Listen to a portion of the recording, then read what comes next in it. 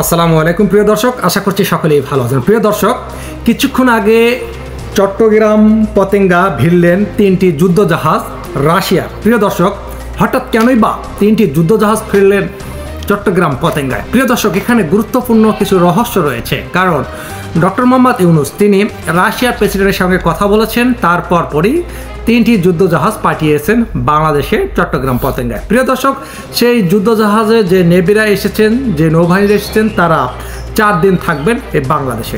প্রিয় দর্শক, বাংলাদেশের যেসব গুরুত্বপূর্ণ স্থান রয়েছে, ভিআইপি স্থান রয়েছে, সেসব জায়গায় তারা ঘুরে বেড়াবেন এবং পরিদর্শন করবেন। তাদের সাথে আলাপ আলোচনা হবে প্রধান উপদেষ্টা ডক্টর মোহাম্মদ ইউনূস। প্রিয় দর্শক, এছাড়াও যেসব উপদেষ্টা রয়েছেন তারাও কথা বলবেন। বাংলাদেশের বিভিন্ন জায়গা রয়েছে গুরুত্বপূর্ণ পয়েন্ট, সেই বিষয়গুলো নিয়ে আলোচনা হবে। হঠাৎ কেনই বা তিনটা যুদ্ধজাহাজ ভিড়লেন এই বাংলাদেশের চট্টগ্রাম পতেঙ্গায়?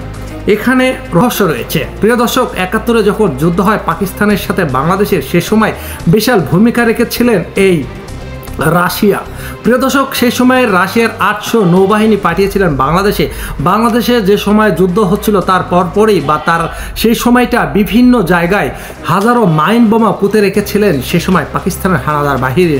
প্রিয় দর্শক, হানাদার বাহিনীরা সেসব মাইন বোমা এত পরিমাণ পুঁতে রেখেছিলেন বাংলাদেশের আনাচে কানাচে, বাংলাদেশিরা কোনো সময় তাদের পায়ের নিচে পড়ে সেই বোমা ব্লাস্ট হতেন এবং তারা মারা পড়তেন। দর্শক, সেই সময় থেকে রাশিয়ার অনেকটাই ভূমিকা রেখেছেন বাংলাদেশের ক্ষেত্রে। দর্শক, বাংলাদেশে যাতে কোনো রকম বিপদ না হয়, কোনো দেশ যেন হানা দিতে না পারে, তাই বাংলাদেশ সরকার রাশিয়ার সরকারের সঙ্গে কথা বলেছেন। আর অবশেষে সেই তিনটি যুদ্ধজাহাজ পাঠিয়েছেন। তারা বাংলাদেশের বিভিন্ন জায়গায় পরিদর্শন করবেন, বাংলাদেশের ম্যাপ সম্পর্কে তাদের জানা আছে এবং বাংলাদেশের যেসব গুরুত্বপূর্ণ স্থান রয়েছে সেসব বিষয়ে তারা ধারণা নেবেন এবং বাংলাদেশকে কিভাবে এগিয়ে নিয়ে যাওয়া যায়, বাংলাদেশ কিভাবে উন্নতি লাভ করবে, বাংলাদেশ কিভাবে ডেভেলপ হবে, সে বিষয় নিয়েও আলোচনা হবে। বাংলাদেশে যেন কোনো দেশ যে কোনো সময় যেন হানতে না পারে বা যুদ্ধ যদি কোনো দেশ লেগে যায়, সেক্ষেত্রে রাশিয়া পাশে থাকবে বাংলাদেশের। কারণ বাংলাদেশের পাশে ভারত রয়েছেন এবং ভারত তো ওত পেতে আছে, যে কোনো সময় বাংলাদেশকে লুটে পুটে খাবে। কারণ যে সময় বন্যা হয় সেই সময় বন্যার পানি ছেড়ে দেয় ভারত বাংলাদেশকে ডুবে মারার জন্য, আর যে সময় পানির প্রয়োজন হয় সেই সময় পানি তাদের বাঁধ প্রকল্প দিয়ে তারা রেখে দেয়, সেই পানি তাদের মৌসুমে আবাদে ব্যবহার করে বাংলাদেশকে পানি দেয় না। হাজার হাজার হেক্টর জমি পানির অভাবে নষ্ট হয়ে যায়। দর্শক, এমন নজিরবিহীন ঘটনা রয়েছে। তাই বাংলাদেশ সরকার শুধু রাশিয়ার প্রেসিডেন্টের সঙ্গে নয়, চীনের প্রেসিডেন্টের সঙ্গে কথা বলেছেন। চীন তিনি যে সরকার রয়েছেন তিনিও বাংলাদেশের বিষয়ে ভূমিকা পালন করবেন এবং বাংলাদেশের যে তিস্তা নদী রয়েছেন সে বিষয়ে তার সাথে চুক্তি হয়েছে 50 বছরের জন্য $2.5 বিলিয়ন। প্রিয় দর্শক, বন্যার পানি কিভাবে ধরে রাখবে এবং আপনার শুষ্ক মৌসুমের সময় কিভাবে সেই তিস্তার পানি বাংলাদেশের জনগণ ব্যবহার করবে, সে বিষয়টাও চীন সরকার দেখবে এবং সেটা চুক্তি হয়েছে।